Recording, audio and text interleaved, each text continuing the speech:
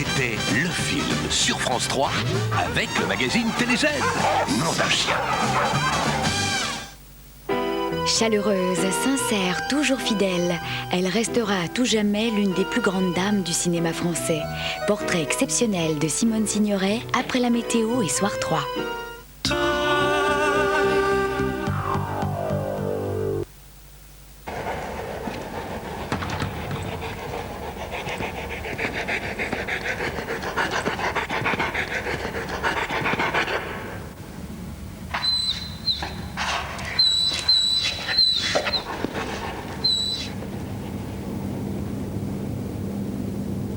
Bora V6 4Motion 204 chevaux, échappé de chez Volkswagen.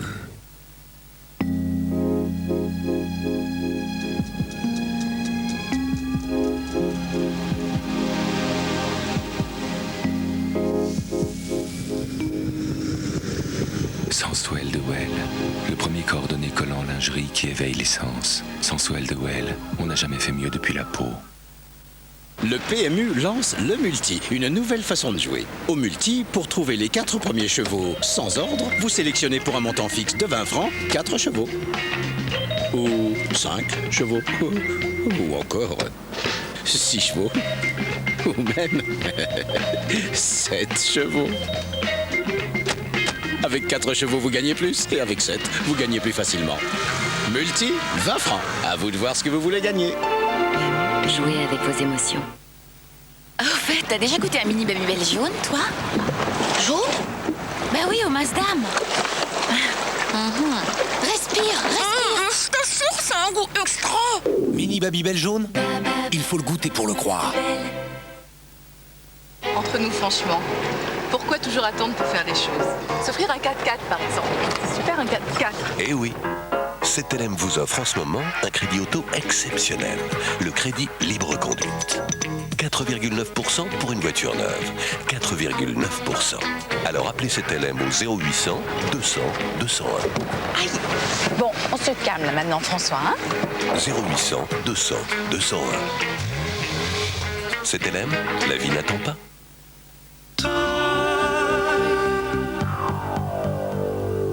Il va vous déchiqueter. Ce sera l'apocalypse.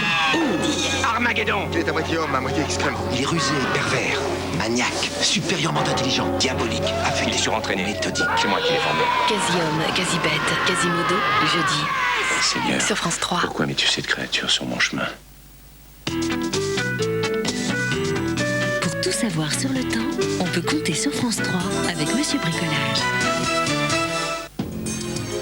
Je vous souhaite une belle fin de soirée. L'automne prend sa place dans les régions de France, ne nous laissant qu'un infime souvenir de cet été indien fort agréable.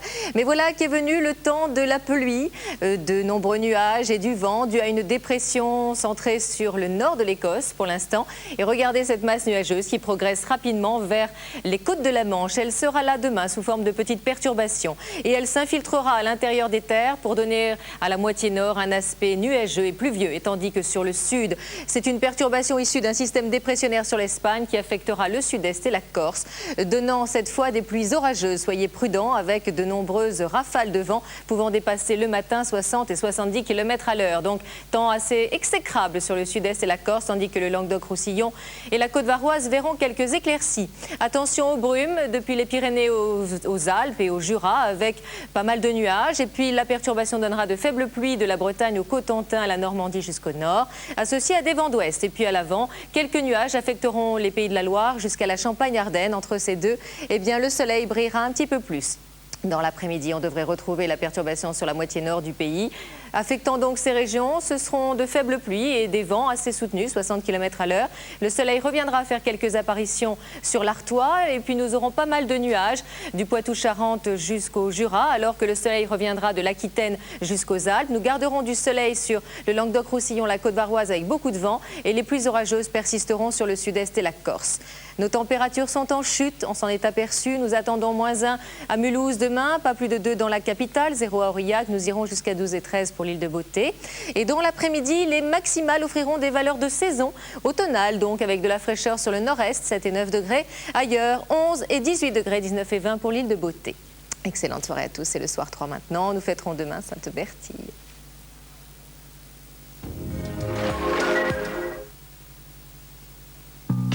Écoutez la météo avec Monsieur Bricolage.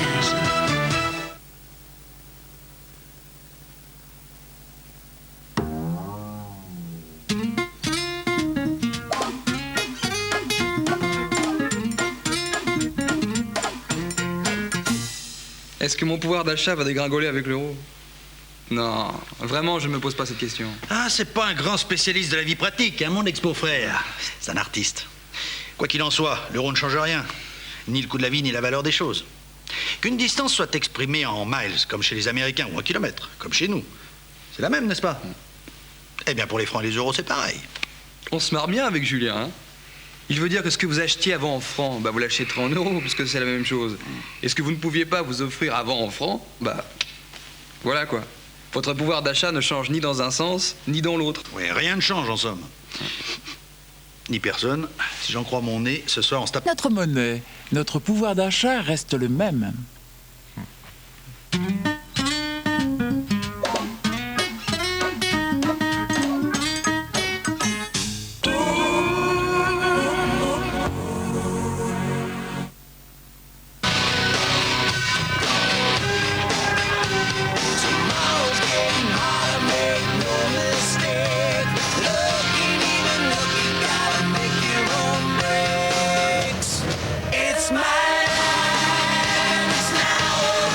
Boîte manuelle séquentielle ou boîte automatique, variez les plaisirs. Opel Corsa, la boîte EasyTronic pour 1 € de plus.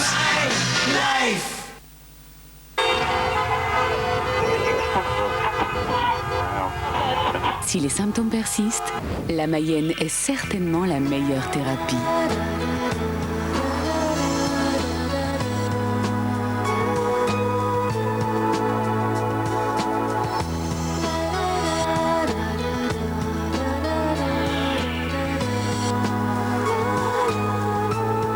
La Mayenne, toute la vie à portée de main.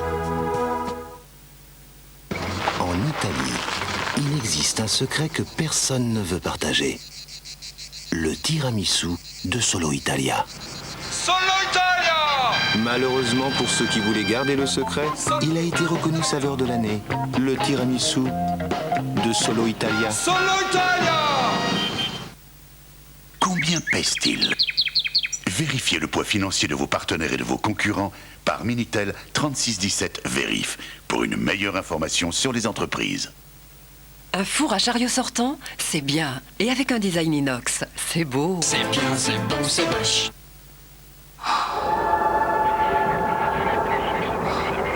Une performance qui ne dure pas n'est pas vraiment une performance. Michelin Alpin, plus d'adhérence sur neige, plus d'adhérence sur sol mouillé. Hiver après hiver après hiver. Et vous, vous avez des pneus ou des Michelin?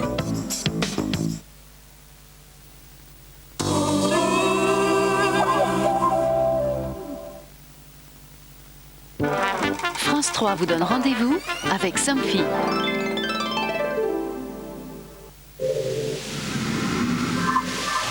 Ils se sont aimés et puis un jour est venu le moment de la séparation et du divorce. Des enfants qu'on se déchire, qu'on se dispute, parfois même que l'on kidnappe. Je suis désolé, moi j'ai envoyé mes enfants 2 fois chez elle. Non mais je ne veux pas... Si elle les renvoie pas, c'est pas ma faute. Le droit sacré de la mère est quand même un peu exagéré. Comment on vit l'absence quand on est une maman? On la vit pas, on survit. Question douloureuse, humaine. Le fait par exemple d'avoir reconnu ses enfants ne lui donnait aucun droit. C'est toujours le père qui est condamné pour enlèvement d'enfants. Ce ne sont pas des décisions de justice, ce sont des décisions d'injustice. À trop les aimer, on leur fait du mal. À qui appartiennent les enfants? Aux côtés de Mireille Dumas, Annie Dupéret témoigne de son expérience. Demain, à 20h55 sur France 3.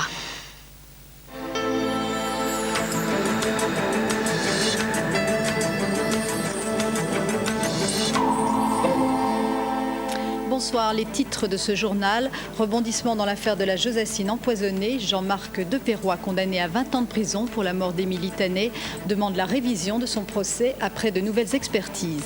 Invitée du Soir 3, Corinne Tanet, la maman de la victime. La grève dans les cliniques privées qui réclament 6 milliards de francs à l'État pour mieux payer leur personnel. Demain, réunion au ministère de l'Emploi et de la Solidarité. Lutter contre les discriminations au travail. Demain, un nouveau texte de loi devrait être adopté par les députés. Le détail dans ce journal. Jean-Marc Deperroy sera-t-il rejugé? Ses avocats ont déposé une requête en révision. Il avait été condamné à 20 ans de prison par la cour d'assises de Rouen pour l'empoisonnement d'Émilie Tanet. Une relecture des analyses du cyanure incriminé jette le doute sur sa culpabilité. Didier Brignan. Dans cette affaire de poison, les experts et les expertises avaient pesé lourd dans la condamnation de Jean-Marc Deperroy. 20 ans de réclusion pour homicide volontaire sur une petite fille de 9 ans, Émilie Tanet, empoisonnée après avoir absorbé du cyanure mélangé à son antibiotique. Tiraillé entre d'un côté les mensonges de l'accusé et de l'autre l'absence d'aveu et de preuves évidentes, les jurés ont peut-être été influencés par les expertises chimiques. Celle-ci affirmait que le cyanure acheté par Deperroy pour ses activités professionnelles quelque temps avant le drame était identique à celui retrouvé dans le flacon. Seulement voilà, 4 ans après le procès, l'une des sommités en physique-chimie estime que ces expertises n'ont aucune crédibilité. Mon opinion est que Émilie Tanet a été empoisonnée par un cyanure ancien, fortement dégradé et beaucoup plus impur que les cyanures récents, et en particulier que le cyanure récent dont a disposé M. Deperroy à une certaine époque. Et le professeur Rosset a la dent dure envers ses confrères présents au procès. Les rapports de ces experts sont erronés et doivent être écartés car ils sont non probants scientifiquement. Très attendu par les avocats de Jean-Marc Deperroy, cette nouvelle interprétation des résultats justifie, selon eux, la révision du procès. C'est pas une querelle d'experts, c'est le professeur qui note les élèves. Voilà. Et qui dit, ils ont travaillé comme des cochons. Ces avocats viennent de déposer une requête en révision. C'est désormais à la chambre criminelle de la Cour de cassation de dire si oui ou non Jean-Marc Deperroy a droit à un nouveau procès. Depuis le début de cette affaire, l'homme a toujours clamé son innocence. Alors avec nous en duplex du Havre, Corinne Tanet, la maman de la petite Émilie. Vous venez de l'entendre, le professeur Robert Rosset estime que les rapports des experts de l'époque doivent être écartés car non probants scientifiquement. Comment réagissez-vous à cette information qui émane d'un scientifique reconnu ? Écoutez, je réagis tout simplement sous l'effet d'une colère et d'une indignation. Ce que je viens d'entendre, c'est quand même assez intolérable par rapport au sérieux dont ont fait preuve les magistrats instructeurs et les experts au cours de cette enquête et de cette instruction.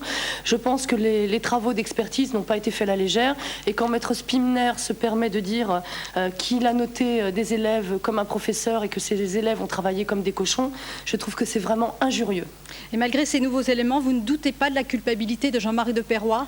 Mais absolument pas, et je pense que les médias et l'opinion publique n'ont même pas en douté non plus. Je pense qu'il faut seulement s'en référer à un dossier qui existe, qui est la vérité judiciaire. Pourquoi est-ce que comme ça, 4 ans après, d'un seul coup, on fait comme des incantations, comme une formule magique, on déclare et on décide que M. Deperroy serait innocent et que le cyanure ne serait pas le sien. Forcément, ça arrange complètement la défense, et ça atteste de l'innocence de M. Deperroy. Mais ça, c'est une autre réalité, et ça n'est pas celle du dossier criminel. Et alors, pendant toute cette affaire, vous avez été victime de lettres de menaces et d'insultes de la part de ceux qui ont pris fait et cause pour Jean-Marc Deperroy. Est-ce que vous craignez aujourd'hui que cette campagne d'hostilité à votre encontre reprenne ? Écoutez, je pense quand même qu'il faut arrêter de prendre l'opinion publique pour la dernière ou la première des imbéciles.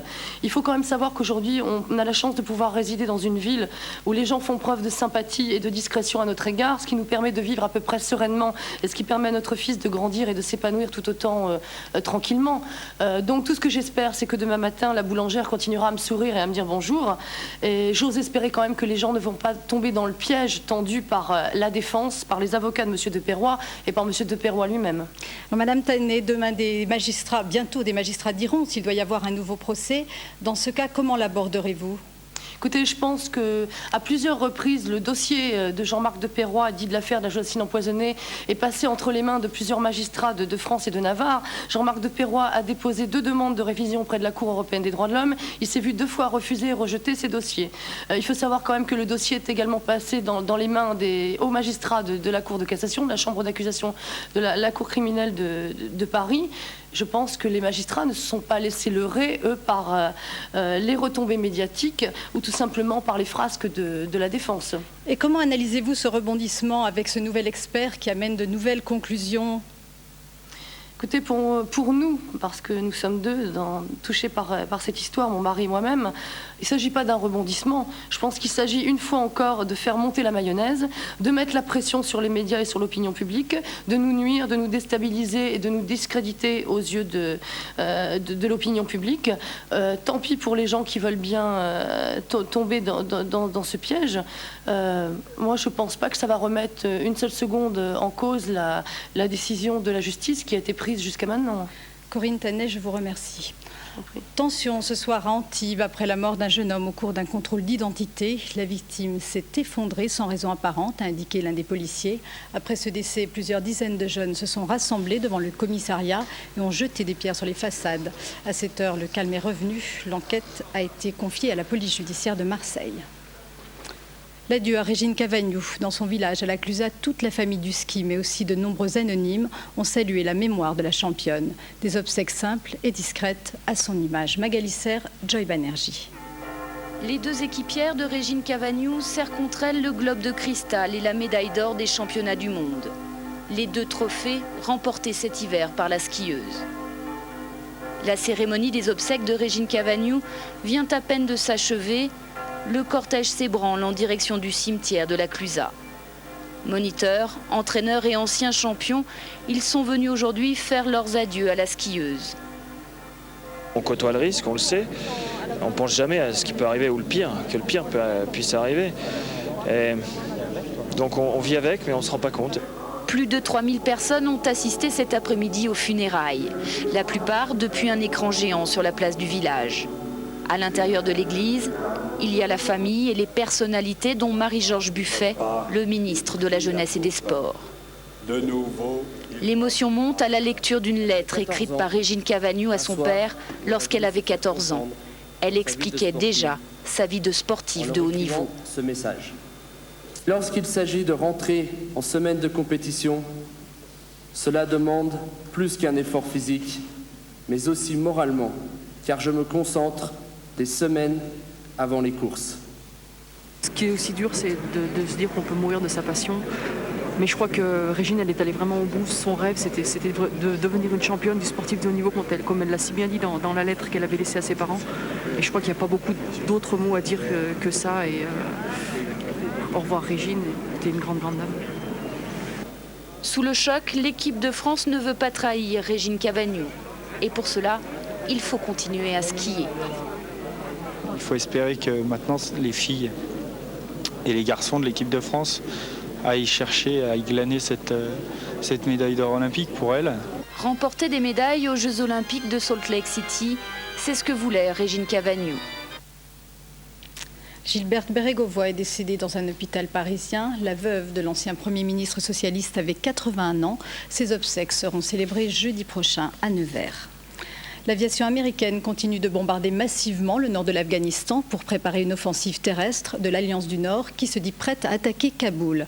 Selon le Pentagone, les talibans ont subi d'importantes pertes humaines. Le point des dernières informations avec Fabrice Hauss. Ces casques de pilotes d'hélicoptères en guise de trophée. Devant la caméra d'Al Jazeera, la télévision du Qatar, les talibans présentent les débris d'un hélicoptère américain. Ils affirment qu'ils l'ont abattu vendredi. Faux, répond Washington, qui évoque des pluies verglacées comme cause de l'accident et assure avoir sauvé l'équipage. C'est la guerre des communiqués. Ce soir, le Pentagone accuse les talibans de surestimer leur résistance. Ils ne parlent pas de leurs pertes, mais nous pensons qu'elles sont substantielles. Et pour moi, l'un des meilleurs indices que je trouve dans la presse comme dans les rapports que je reçois, c'est que cela fait plusieurs jours que les talibans ne répondent plus à nos attaques. Selon les talibans, 36 civils sont morts aujourd'hui sous les frappes de l'aviation américaine. C'était le 29e jour de bombardement, cette fois sur ce village à 35 km au nord de Kaboul, mais aussi à Kandahar, à Herat et à Kaboul même. Des attaques toujours plus impressionnantes, mais rien ne semble entamer le moral des chefs talibans. Les talibans, c'est le cœur de la société afghane. La nation afghane, c'est un seul corps et aucun pouvoir dans le monde n'arrachera le cœur de ce corps. On peut bien sûr rêver de détruire la société afghane, mais on ne pourra jamais le faire. Un message qui trouve un large écho au Pakistan. Ces pro-talibans se disent prêts à participer au djihad contre les États-Unis. 12 000 d'entre eux seraient déjà en terre afghane. Ce chiffre est invérifiable car dans certaines régions, la frontière du pays est impossible à contrôler. De l'anthrax au Pentagone, des traces du bacille du charbon ont été découvertes au bureau de poste du ministère de la Défense américain. Elles ont été décelées après des tests de routine. 2 des 17 prélèvements se sont révélés positifs. Les locaux ont été totalement décontaminés. Au lendemain d'un attentat à Jérusalem qui a fait 2 morts, une nouvelle rencontre ce soir à Bruxelles entre Yasser Arafat et Shimon Peres. Le président de l'autorité palestinienne n'a pas fait de déclaration à sa sortie de la résidence du Premier ministre belge, pas plus que le chef de la diplomatie israélienne. Les 2 hommes s'étaient déjà vus durant le week-end aux Baléares. La grève dans les cliniques privées a été très suivie et dès demain, une première rencontre aura lieu au ministère de l'Emploi. Patrons et médecins réclament 6 milliards de francs à l'État pour augmenter les salaires du personnel soignant et les aligner sur le secteur public. Reportage en région parisienne à Courbevoie de Myriam Enguenor et Christine Donato. Ni banderole, ni pancarte, des admissions qui se poursuivent. L'activité semble normale aujourd'hui à la clinique La Montagne de Courbevoie. Pourtant, l'établissement est confronté depuis plusieurs années à des difficultés toujours croissantes. Avec l'application des 35 heures, avec l'accroissement des besoins de personnel infirmier, nous nous retrouvons devant une situation de concurrence déloyale vis-à-vis des hôpitaux qui obtiennent les moyens d'attirer le personnel infirmier dans leurs services et nous nous retrouvons donc dans une situation de pénurie. Ce manque de personnel entraîne la fermeture régulière de l'un des 4 services de la clinique.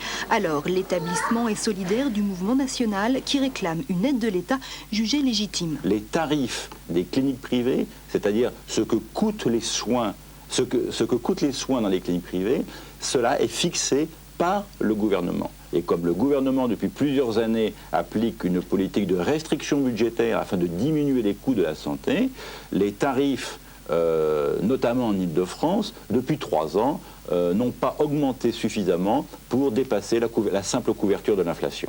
Le mouvement réclame 6 milliards de francs pour ajuster les salaires des infirmières du privé sur ceux de l'hôpital public. Seule condition pour maintenir leur activité, condition que le gouvernement compte étudier. Il faut pouvoir évaluer au plus juste, ça moi je le dois en tant que ministre, à tous les contribuables, à tous les cotisants à la sécurité sociale. Il faut s'assurer que les aides publiques, encore une fois légitimes et nécessaires, sont bien justifiées.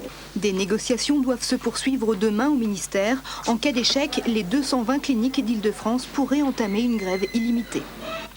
La colère des pêcheurs d'anchois français contre leurs collègues espagnols. Aujourd'hui, environ 200 marins-pêcheurs ont manifesté à Saint-Nazaire. Ils ont déversé plusieurs tonnes d'anchois devant et à l'intérieur des locaux des affaires maritimes. Ils protestent contre le comportement des Espagnols qui viennent pêcher dans leur zone et ne respectent pas les quotas fixés par Bruxelles. Un chiffre déjà très commenté, celui des prévisions de croissance pour 2002. Un rapport du FMI, le Fonds monétaire international, avance 1,5 pour la France, 1,6 pour la France, au lieu des 2,5 espérés par le gouvernement. Bercy conteste cette prévision pessimiste ce soir. Les discriminations au travail, un travailleur sur 10 estime en avoir été victime lors d'une recherche d'emploi, une injustice qui frappe un peu plus les femmes que les hommes. Écoutez ces témoignages qui évoquent des discriminations raciales. Rosane Kerlan. Un diplôme d'infirmière, 6 années d'expérience. En mars dernier, Malika Amrani postule pour un poste en entreprise. Aucune réponse. 2 mois plus tard, l'offre d'emploi paraît toujours. Malika réitère sa demande, même CV, même lettre de motivation, mais cette fois signée Nathalie Letour. Cette dernière est immédiatement convoquée pour un entretien. Qu'est-ce que vous avez ressenti à ce moment-là?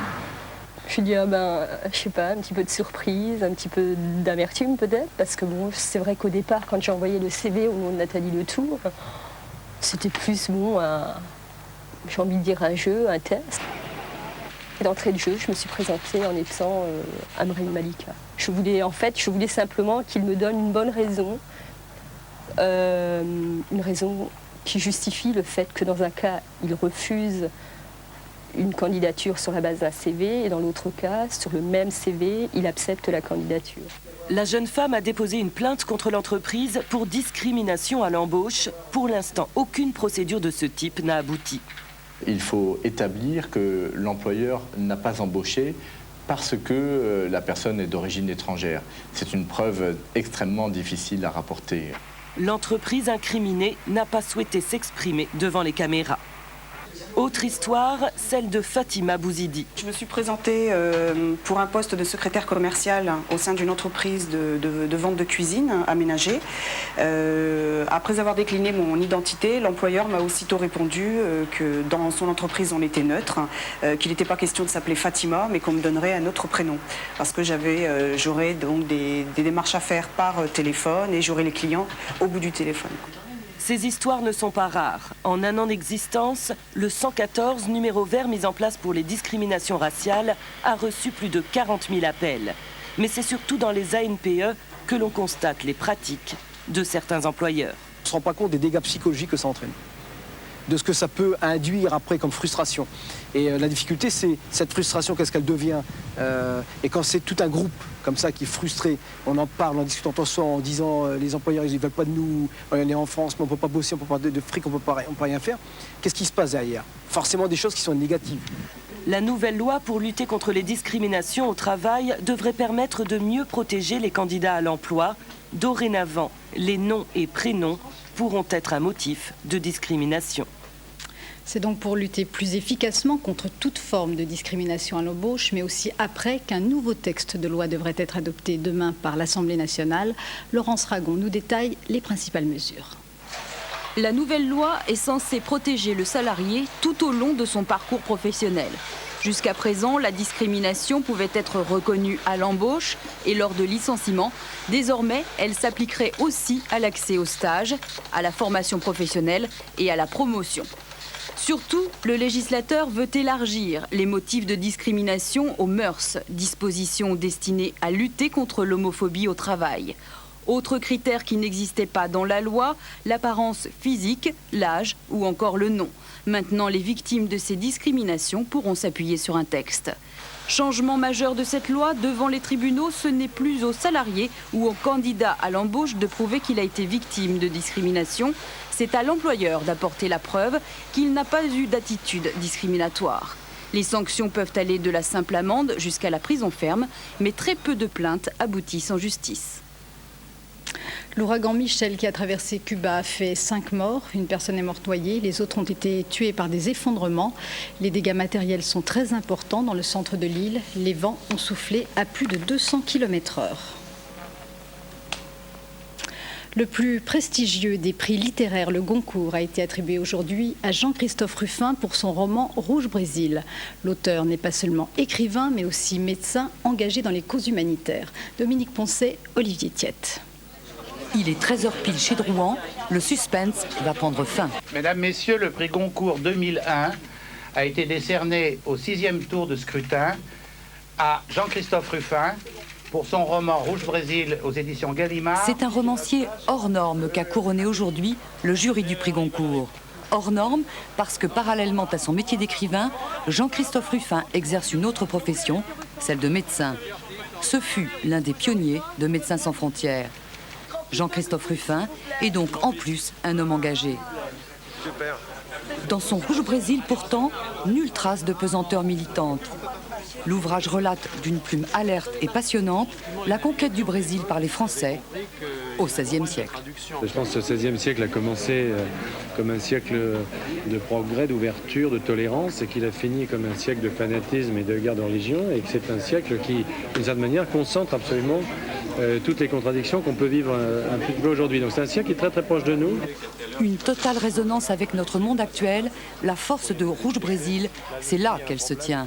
On a l'impression que quand il a écrit son livre, Ruffin, le médecin de terrain, a tenu la plume du Ruffin, écrivain romanesque.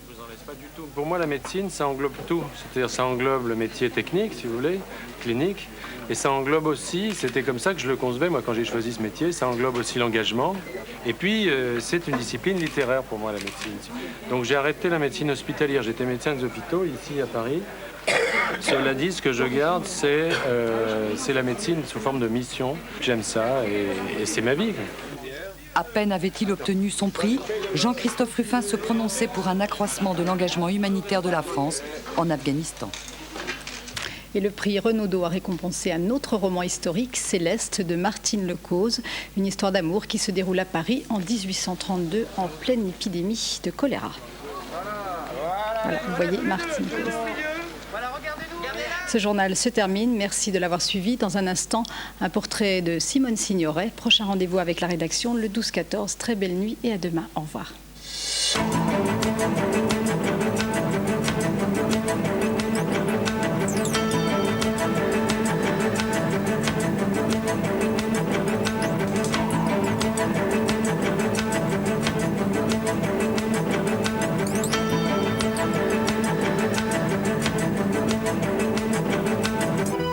D'une femme d'exception, d'une immense dame du cinéma français. Portrait de Simone Signoret, tout de suite sur France 3.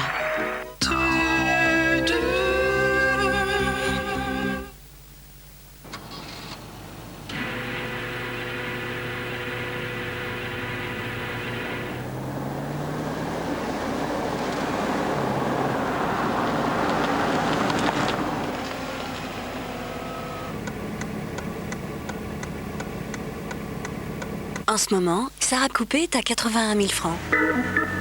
Pendant les 40 jours Citroën, ce sont les prix les moins chers de l'année. Découvrez également Xara Picasso à 99 500 francs. Une nouvelle gamme de fer à repasser? C'est bien. Un moteur pour la vapeur? C'est beau. C'est bien, c'est beau, c'est moche. Ne vivez plus contre la montre. Le temps joue pour vous. Covadis. Faites équipe avec le temps. Combien pèse-t-il? Vérifiez le poids financier de vos partenaires et de vos concurrents par Minitel 3617 Vérif pour une meilleure information sur les entreprises.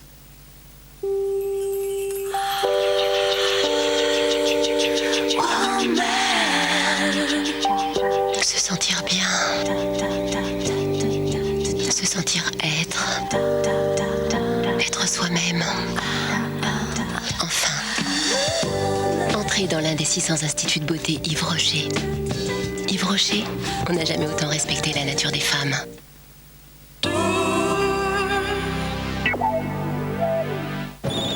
France 3 présente Gagner le monde avec SFR Entreprises, téléphonie mobile des entreprises. Durant mes études secondaires, je souhaitais être architecte. Mes parents m'en ont dissuadé, considérant que c'était une voie un peu bouchée. Quelques années plus tard, après des études de commerce, je suis parti au Japon. L'Empire du Soleil Levant m'a révélé deux traits de ma personnalité, le goût pour l'innovation et le goût pour la qualité des produits et du service. Quelques mois après, de retour en Europe, j'ai souhaité créer ma propre entreprise dans un domaine où je pouvais maîtriser les produits et la technique. Et nous avons inventé un nouveau métier qui est créateur de papier, comme d'autres sont créateurs de tissus. Créateur de papier, ça veut dire inventer des nouveaux papiers qui ont une texture, une couleur, une matière ou un effet particulier. Cette innovation nous a permis, quelques années plus tard, d'être présents dans 45 pays différents à travers le monde. Pour moi, gagner le monde, au-delà d'un projet de développement d'entreprise, c'est montrer à mes enfants la diversité humaine à travers un long voyage autour du monde. C'était Gagner le monde sur France 3 avec SFR Entreprises. Je chante, j'écoute, je lis, je voyage, je rêve et je vois. C'est si bon, il s'appelle la patine Joël, à bicyclette. Elle était si jolie, des petits rien du tout. Un homme, une vie, une voix. Mais qui en disent long. Mon temps c'est si bon, mercredi à 20h55 sur France 3.